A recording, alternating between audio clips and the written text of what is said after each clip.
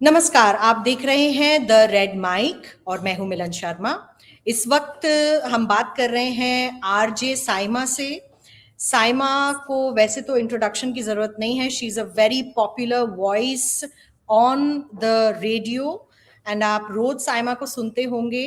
And thank you so much Saima हमसे बात करने के लिए।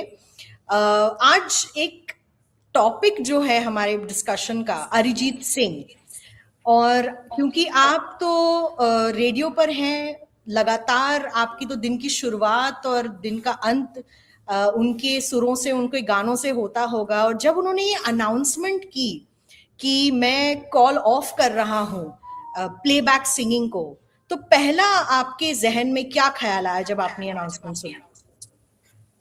ऑनेस्टली मिलन, अरिजीत सिंह अपने आप में एक बहुत इंटरेस्टिंग आर्टिस्ट है। कभी भी अरिजीत सिंह को हमने एक पब्लिक लाइफ एंजॉय करते हुए नहीं देखा।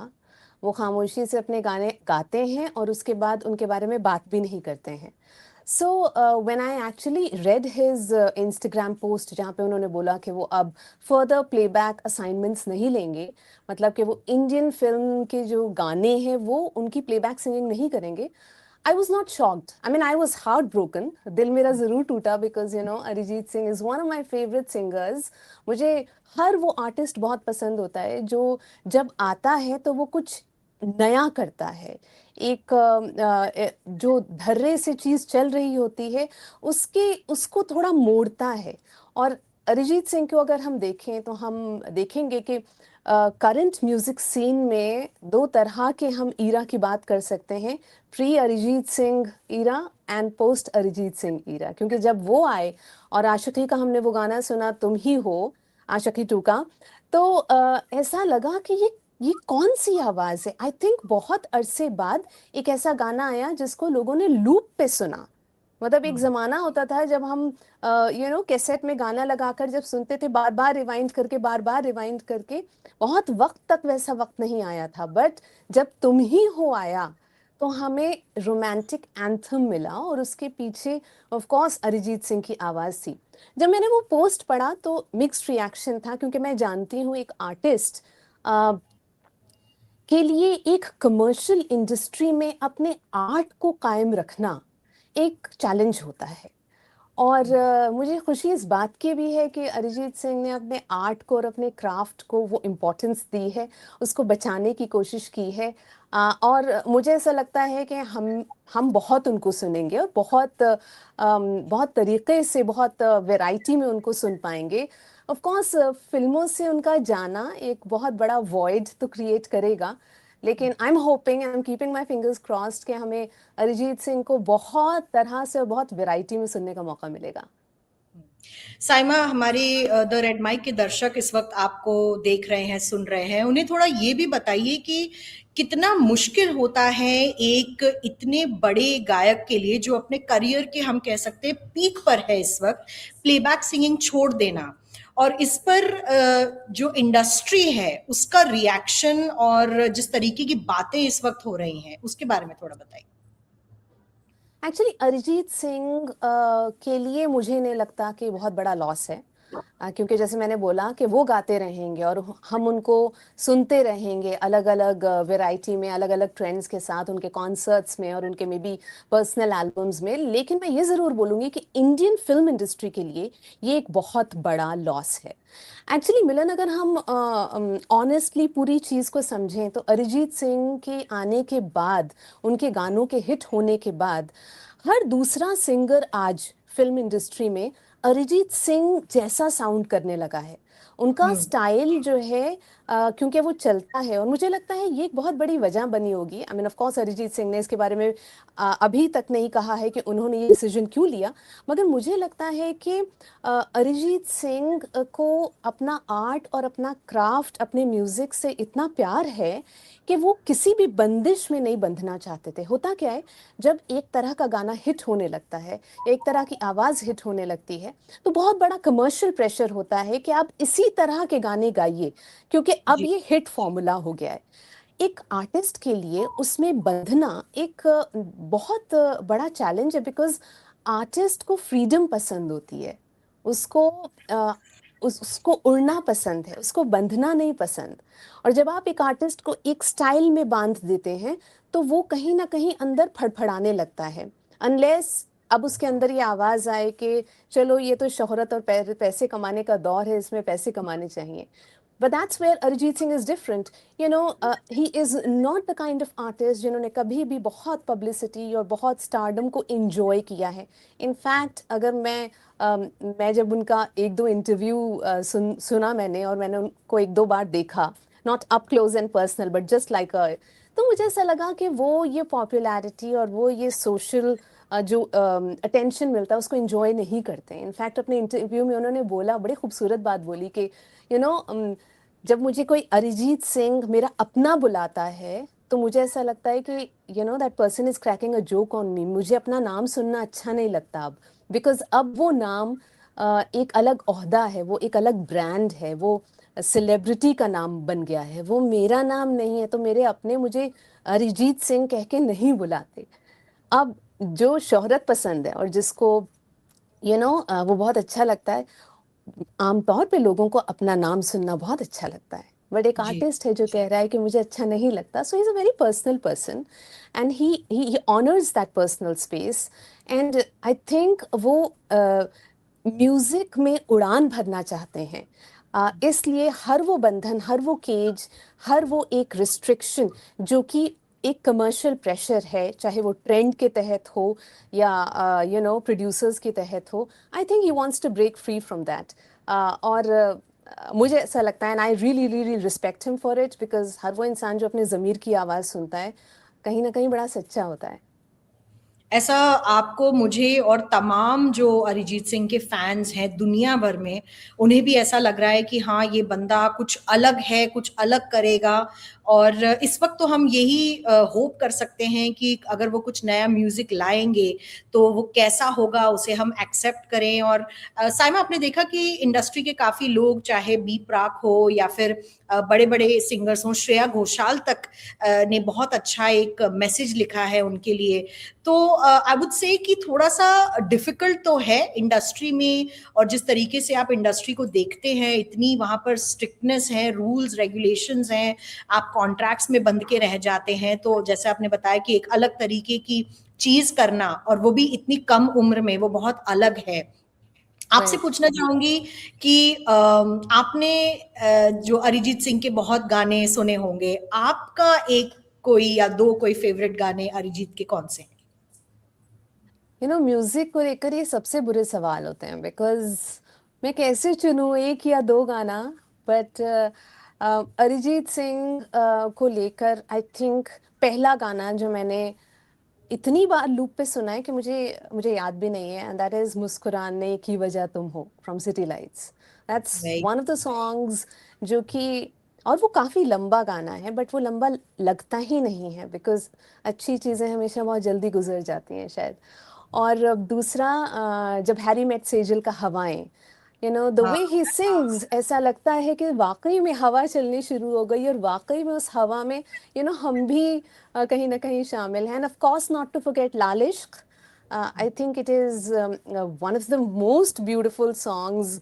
ये कुछ गाने हैं जिनके साथ मतलब घंटों बिताया जा सकता है और वो एक माहौल को बहुत खुशनुमा कर देते हैं, और ये सिर्फ उनकी आवाज का कमाल है। नहीं, बिल्कुल साइमा। और उम्मीद यही कर सकते हैं कि अब वो अगर कुछ नया लाएंगे तो हम किस तरीके से रिसीव करेंगे, ये तो अब आगे सोचने की बात है। लेकिन आप, क्योंकि दिनचर्या में आप हमेशा गानों से घिरी हुई रहती हैं, आप हमेशा नए नए गाने जब आते हैं उनको प्ले करते हैं, एक सेंटिमेंट क्रिएट करते हैं ऑडियंसेस के साथ अटैच होने के लिए। अरिजीत सिंह का एक पर्सोना भी है, एक जो जिसके बारे में आप बात कर रही थी। एक तो हम उनकी आवाज जो सुनते हैं वो एक्टर से जुड़ी हुई है। Name the Khans, name the biggest of actors, सबकी प्लेबैक आवाज वो रहे हैं। वॉइड आपने कहा इंडस्ट्री के लिए, तो डेफिनेटली होगा। लेकिन अब एब्सोल्युटली। क्या लगता है उनसे किस किस तरीके की, किस किस्म के म्यूजिक की उम्मीद हम कर सकते हैं? मिलन, एक बड़ी खूबसूरत चीज़ है जो आपने अभी मेंशन की। ये बात मैं अक्सर रफ़ी साहब और किशोरदा के बीच में एक डिस्टिंक्शन के लिए इस्तेमाल करती हूँ कि किशोरदा ने जब किसी एक्टर के लिए अपनी आवाज़ दी ना, तो जब उस गाने को हम सुनते हैं तो हमें वो एक्टर का चेहरा नज़र आता है। अगर उन्होंने राजेश खन्ना के लिए गाया तो राजेश खन्ना का चेहरा नज़र आएगा, जब हम प्यार दीवाना होता है सुनेंगे तो उन्होंने अमिताभ बच्चन के लिए गाया तो अमिताभ बच्चन का चेहरा नज़र आएगा। बट जब आप रफ़ी साहब के गाने सुनते हैं तो वो रफ़ी साहब की आवाज़ है। मतलब उसमें एक्टर का चेहरा दिखे या ना दिखे, लेकिन समझ में आ जाता है कि ये मोहम्मद रफ़ी की आवाज़ है। अरिजीत सिंह के साथ एग्जैक्टली यही है। अरिजीत सिंह ने जो गाने गाए, चाहे किसी भी एक्टर के लिए गाए, वो अरिजीत सिंह के ही गाने बन गए। और ये एक बहुत बड़ा कॉम्प्लीमेंट एक प्लेबैक सिंगर को के लिए होता है। So I think Arijit Singh is one of those artist जो कि बिलीव करते हैं कि हर दिन उनको कुछ नया सीखना है। In one of his interviews he was actually saying, कभी वो इंस्ट्रूमेंट सीखते हैं, कभी वो म्यूजिक टेक्नोलॉजी में कुछ सीखते हैं, कभी म्यूजिक प्रोडक्शन अरेंजमेंट को लेकर कुछ ना कुछ वो नया सीखते रहते हैं। तो जो इंसान हर दिन कुछ नया सीखता है उसके पास बहुत कुछ दिखाने के लिए होगा। And I think he is going to be very honest with his audience. वो अपने फैंस की बहुत कदर करते हैं, अपने ऑडियंस की बहुत कदर करते हैं। आई थिंक उन्होंने ये डिसीजन इसलिए लिया क्योंकि ऑडियंस और आर्टिस्ट के बीच में बहुत सारे फैक्टर्स आ जाते हैं जो उन्हें एक्चुअली एक दूसरे से दूर कर देते हैं। सो उन्होंने ये डिसीजन लिया कि अब वो प्रोड्यूसर्स और अब वो मार्केट डिमांड जो है हम दोनों के बीच नहीं आनी चाहिए। अब थोड़ा सा वैसा काम करेंगे जो कि दिल से निकला हुआ काम दिल तक पहुंचेगा। So I am very hopeful that we will be listening to a whole lot of Arijit Singh in future.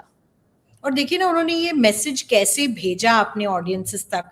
अमूमन हम देखते हैं कि बड़े बड़े सिंगर्स एक्टर्स, इनकी पीआर मशीनरी होती है, वो कभी खुद सोशल मीडिया पर आकर बात नहीं करते हैं, and he is just typing a message. वो क्लियरली लग रहा है कि उन्होंने खुद लिखा है, और अमूमन वो खुद ही लिखते हैं, और उन्होंने रात में अचानक से पता नहीं क्या सोचकर ये लिखा, और सब लोग परेशान से हो गए कि क्या हो रहा है। और इसी से मैं पूछना चाह रही थी, आपने रफ़ी साहब का नाम लिया, बड़े बड़े म्यूजिक कंपोजर सिंगर किशोर दा और आर डी बर्मन साहब, लता मंगेशकर जी, जब ये उस वक्त गाने लिखते थे, बनाते थे, रिकॉर्डिंग होती थी स्टूडियोज में, तो एक अलग तरीके की कैमराडरी दिखाई देती थी सबके बीच में। आज क्या आपको लगता है कि कहीं ना कहीं वो जो क्रिएटिव फ्लो ऑफ जूसेस है वो नहीं होता है? एक गाना लिख दिया जाता है और आपको बुलाया जाता है, आप ऐसे गाएंगे।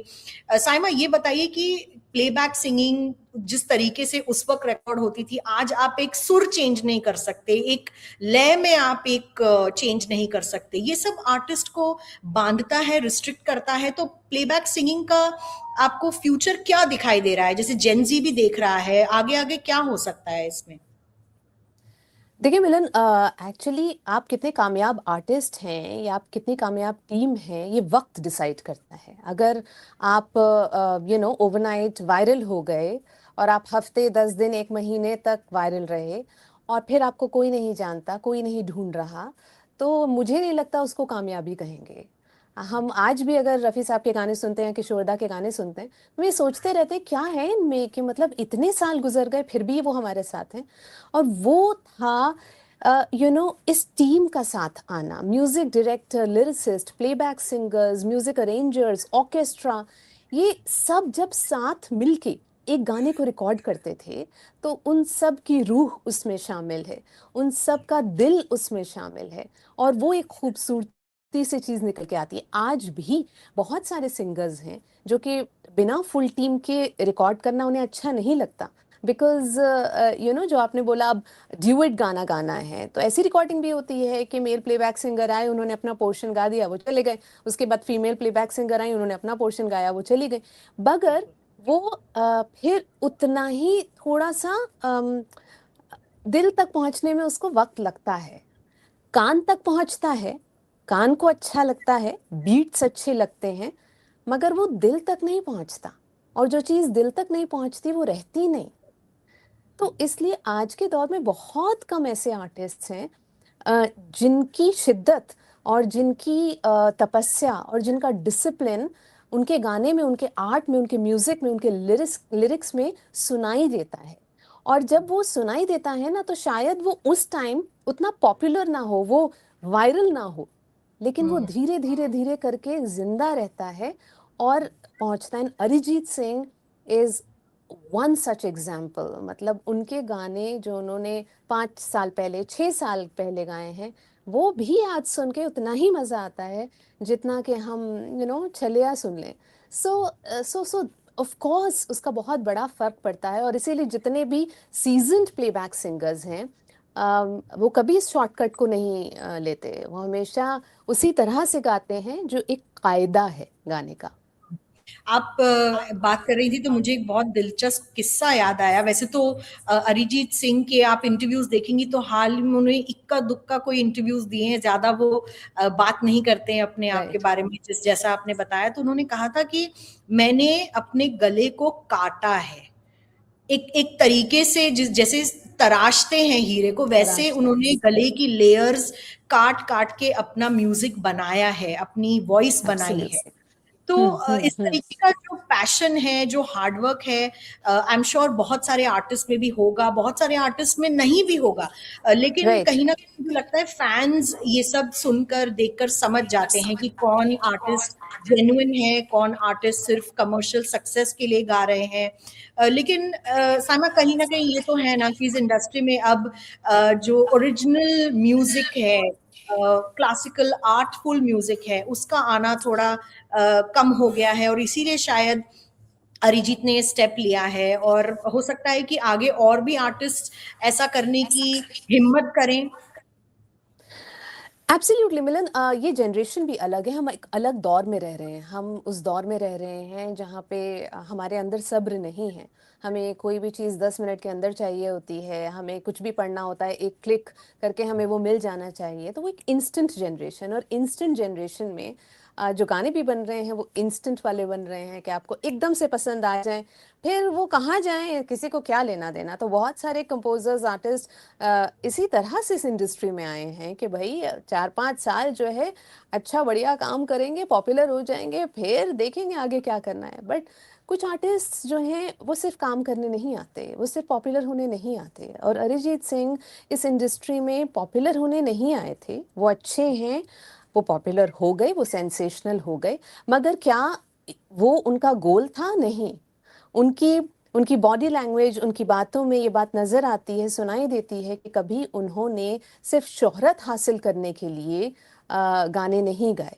उन्होंने काम को दौड़ के पकड़ा नहीं, चेज नहीं किया। काम उनके पास आया क्योंकि वो ऐसे आर्टिस्ट हैं। आई एम श्योर उन्होंने बहुत सारे असाइनमेंट्स जो कि बहुत बड़े हिट हो गए होंगे, उन्हें मना भी किया होगा। और जब जब अरिजीत सिंह ने कुछ स्टैंड लिया या कोई भी बात कहने की कोशिश की, वो बेचारे हमेशा कंट्रोवर्सी में आ जाते थे, और उनको कभी वो बात पसंद नहीं आती थी, इसलिए वो सोशल मीडिया वगैरह पे भी एक्टिव नहीं रहे। तो आई थिंक ये उनका एक एफर्ट है to protect his art. It's his effort to protect the artist in him. Maybe it is his effort to reconnect with himself. जब वो कहते हैं कि वो नाम मुझे अच्छा नहीं लगता, मैं अपने गाने नहीं सुनता, आई थिंक कहीं ना कहीं वो एफर्ट है कि मैं खुद से जुदा ना हो जाऊं, मैं खुद से जुड़ के रहूं। तो ये दौर जो है, ये हर जगह हम देख रहे हैं कि एक बाइफिकेशन है, एक डिवीजन है, या तो ये या वो।